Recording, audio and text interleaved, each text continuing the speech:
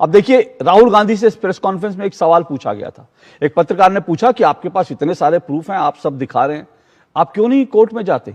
वैसे ये भी बता दूं, राहुल गांधी को चुनाव आयोग ने भी बुलाया था, लेकिन राहुल गांधी नहीं गए थे। पर राहुल गांधी से कहा गया कि भाई आप कोर्ट में क्यों नहीं जाते? तो राहुल गांधी ने कहा कि सुप्रीम कोर्ट भी ये प्रेस कॉन्फ्रेंस देख रहा है। जैसे वो बिग बॉस देखते हैं ना आप, तो उसमें कहते हैं ऊपर वाला सब देख रहा है। तो राहुल गांधी ने भी कहा भाई ऊपर वाला सब देख रहा है तो हमको क्या जरूरत है, सुप्रीम कोर्ट भी सब देख रहा है। लेकिन राहुल गांधी सुप्रीम कोर्ट नहीं जाना चाहते। क्यों नहीं जाना चाहते? दो खबरों का हवाला दे रहा हूं जल्दी से, उसके बाद सैयद जवाद रिस्पॉन्ड करें। एक खबर जो है मद्रास हाई कोर्ट की है।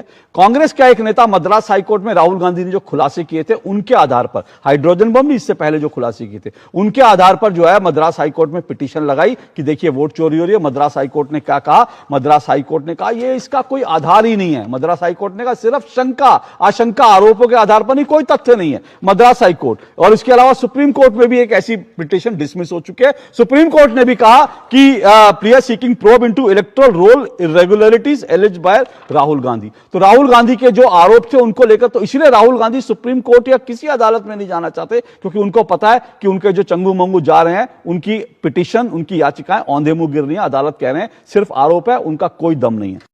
नमस्कार। बिहार में चुनाव रिजल्ट के बाद, विधानसभा चुनाव रिजल्ट के बाद ऐसा लगता है कि बिहार में सचमुच वोट की चोरी हुई है। कैसे हो सकता है कि एकदम से चुनाव एक तरफा चला जाए? किसी ने नहीं सोचा था कि एनडीए 200 पार।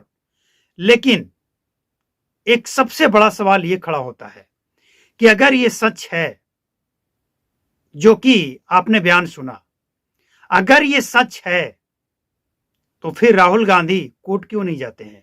तेजस्वी यादव कोर्ट क्यों नहीं जाते हैं? कोर्ट में जाकर जब इनके पास सब कुछ है तो कोर्ट में जाकर ये बताते क्यों नहीं है कि मेरे साथ नाइंसाफी हुई है, इलेक्शन कमीशन ने गेम खेल दिया है?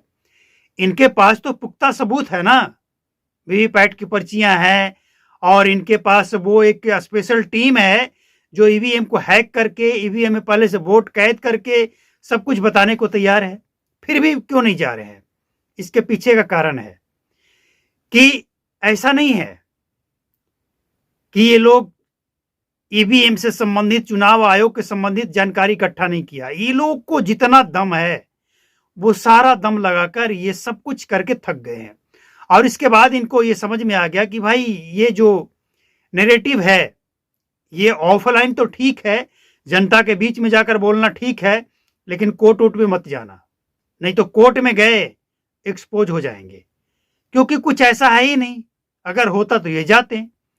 अब समझिए, सुप्रिया श्रीनेत का भी एक बयान आया था कि आपके पास ये सब कुछ है। पत्रकार ने पूछा कि आपके पास ये सब कुछ है, सबूत है, आप कोर्ट क्यों नहीं जाते हैं?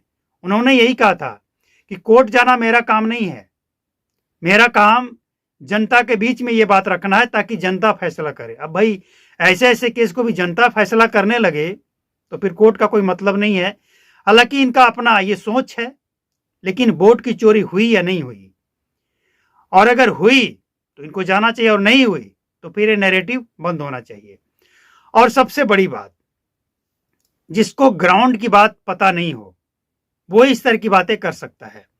नीतीश कुमार को हम हटा दें, नीतीश कुमार को हम वोट नहीं दें, लेकिन नीतीश कुमार जो बिहार में काम किए उस काम को आगे बढ़ाने वाला कोई चेहरा तो दिखे। तेजस्वी यादव नीतीश कुमार में कमी निकालते रहे, तो लोगों को लगा कि ये नीतीश कुमार के कामों में कमी निकाल रहा है जो बंदा, वो इस काम को आगे कैसे बढ़ाएगा?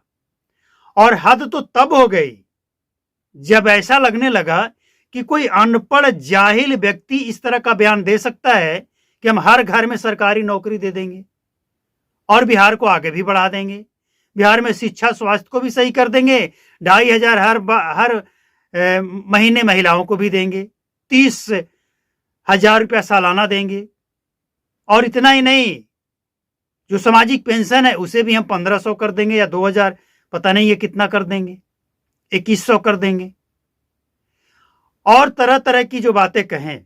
तो लोगों को लगा कि अरे भाई बजट कहां से लाएंगे, कैसे भरोसा करें, कैसे करें? आपकी जहां सरकार है वहां आप क्यों नहीं देते हैं? और आप नीतीश कुमार के ऊपर सवाल उठा रहे हैं। आप बिहार के बजट को बढ़ाया वो बजट बताते हैं, तो आप कहां से बजट ले आएंगे? मतलब निमंत्रण दे रहे हैं, इसके बाद हल चलाएंगे, गेहूं बोएंगे, फसल हो गया तो आटा बनाकर पूड़ी खिला देंगे।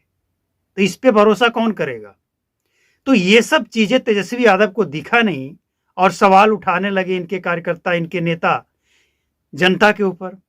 अब जनता के ऊपर सवाल उठ रहा है कि बिहार की जनता ही ऐसी है, वोट दिया है नीतीश को, मोदी को, और नौकरी करने जाओ दूसरे राज्य में। ये सवाल उठाकर अगर लगता है महागठबंधन के लोगों को कि जनता के ऊपर ये सवाल उठाकर ये लोग अच्छा कर रहे हैं, तो इसका जवाब भी मिल जाएगा। फिक्र मत कीजिए, सोशल मीडिया का जमाना है और सोशल मीडिया की एक खासियत है कि वक्त पे वो तमाम पुराने वीडियो जनता सामने ले आकर रख देता है। ये देखो फलना ने ये कहा था, ये देखो फलना ने ये बयान दिया था। मीसा भारती का एक बयान आया था कि बिहार में महागठबंधन के पास तो बहुत नेता है, एनडीए के पास नेता नहीं है, दूसरे राज्यों से मुख्यमंत्री को बुलाया जा रहा है। भाई इसमें क्या गलत है? ये दूसरे राज्य के मुख्यमंत्री को बुला रहे हैं, कैंपेन करवा रहे हैं, उसमें कम से कम किसी को गाली तो नहीं देने वाले मंत्री हैं। लेकिन आप जिसे बुला रहे हैं वो सनातन को गाली देता है, वो हिंदुओं को गाली देता है, वो बिहारियों को गाली देता है। तो ये वो तमाम बातें हैं जो महागठबंधन को एकदम अर्श से फर्श पर पहुंचा दिया। और इस तरह अगर ये करते रहें तो रिजल्ट इससे भी खतरनाक होगा और फिर ये समझ नहीं पाएंगे कि अब क्या हो रहा है। वक्त है, सुधर जाइए।